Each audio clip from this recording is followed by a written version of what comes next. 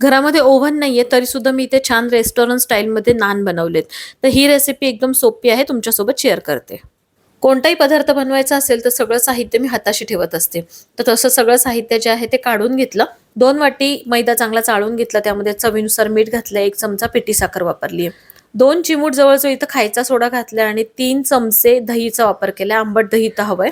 त्यानंतर थोडंसं तेलही वापरलंय. सगळं एकत्र चांगलं करून घ्यायचं हाताने आणि मग थोड्या-थोड्या पाण्याचा वापर करून इथे असं पीठ मळून घ्यायचं. किती पण मळलं तरी ते चिकट असंच पीठ मळलं जातं. आता आपण बाजूला ठेवूया. थोडा वेळ झाकून ठेवलं होतं आणि आता नान बनवायला सुरुवात करतेय. तर इथे छोटासा गोळा घेतलाय. बघा मैदा असल्यामुळे हे जे आहे ना ते परफेक्ट असं लाटलं जात नाही.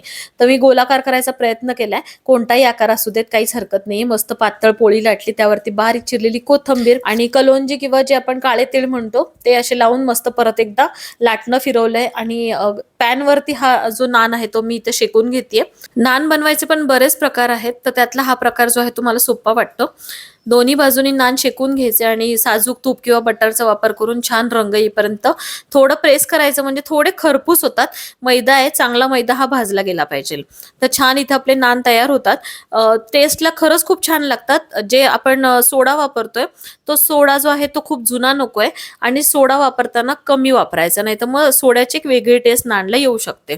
तर छान दाल मखनी आणि नान हा आजचा बेत होता. तुम्हाला व्हिडिओ कसा वाटलाय नक्की कळवा. दाल मखनीची रेसिपी पण इझी आहे, नक्की ट्राय करा.